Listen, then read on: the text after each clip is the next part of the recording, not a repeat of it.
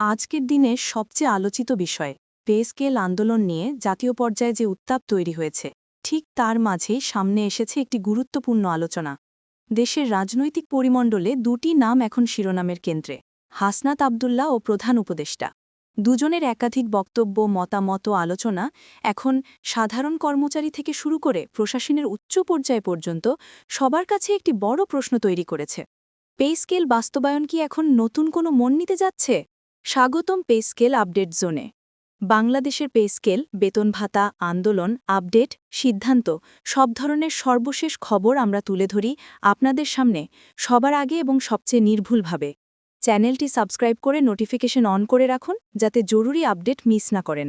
মূল সংবাদ: ২৯ নভেম্বর সকাল থেকেই সামাজিক যোগাযোগ মাধ্যমে একটাই প্রশ্ন ঘুরপাক খাচ্ছে, পে স্কেল আন্দোলন নিয়ে কী বললেন হাসনাত আবদুল্লাহ এবং প্রধান উপদেষ্টা তার বক্তব্যে কোন ইঙ্গিত দিলেন।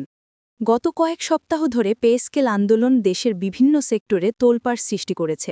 সরকারি কর্মচারী, চাকরি প্রার্থীর বড় একটি অংশ দীর্ঘদিন ধরে দাবি জানাচ্ছিল নতুন পে স্কেল দ্রুত কার্যকর করতে হবে এবং বেতন ভাতা কাঠামোতে বাস্তবসম্মত সমন্বয় আনতে হবে। ঠিক এই সময়েই হাজির হল আলোচনা টেবিলের নতুন কেন্দ্রবিন্দু, হাসনাত আবদুল্লাহ ও প্রধান উপদেষ্টা। হাসনাত আবদুল্লাহ যা বললেন, সাম্প্রতিক এক বৈঠকে তিনি তুলে ধরেন আন্দোলনের পেছনের প্রকৃত কারণগুলো। তিনি বলেন, পে স্কেল শুধু বেতন বৃদ্ধির বিষয় না, এটি দেশের অর্থনীতি, কর্মপরিবেশ ও চাকরি কাঠামোকে আরও শক্তিশালী করার জন্য একটি দীর্ঘমেয়াদী পদক্ষেপ। তার কথায় কর্মচারীদের মধ্যে নতুন করে আশার সঞ্চার দেখা যায়। অনেকেই মনে করছেন তার এই বক্তব্য সরকারের পরবর্তী সিদ্ধান্তে বড় ভূমিকা রাখতে পারে। প্রধান উপদেষ্টার বক্তব্যে নতুন ইঙ্গিত। একই দিন প্রধান উপদেষ্টাও সাংবাদিকদের মুখোমুখি হন।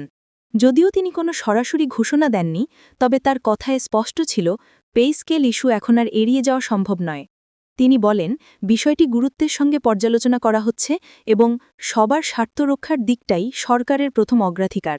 তার এই মন্তব্যের পর বিশ্লেষকদের ধারণা, পে স্কেল বাস্তবায়নের বিষয়ে সরকার ইতিবাচক কিছু ভাবছে। প্রধান উপদেষ্টা ও হাসনাত আবদুল্লার বক্তব্য প্রকাশ হওয়ার পর আন্দোলনকারীদের মধ্যে নতুন উদ্দীপনা কাজ করছে। অনেকে মন্তব্য করেছেন, এটাই হতে পারে আগামী বড় সিদ্ধান্তের সূচনা। কেউ কেউ আবার বলছেন, ঘোষণা না আসা পর্যন্ত আন্দোলন থামানো যাবে না, তবে আলোচনার গতিপথ এখন আগের যে কোনো সময়ের চেয়ে বেশি ইতিবাচক। আগামীতে কি হতে পারে?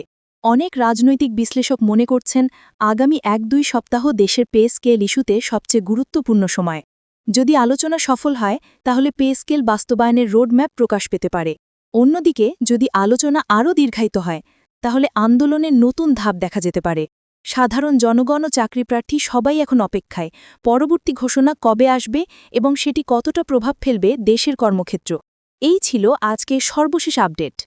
পে স্কেল আন্দোলন, বেতন ভাতা কাঠামো, সরকারি সিদ্ধান্ত সবকিছুর সবচেয়ে দ্রুত ও নির্ভুল রিপোর্ট পেতে চোখ রাখুন পে স্কেল আপডেট জোনে।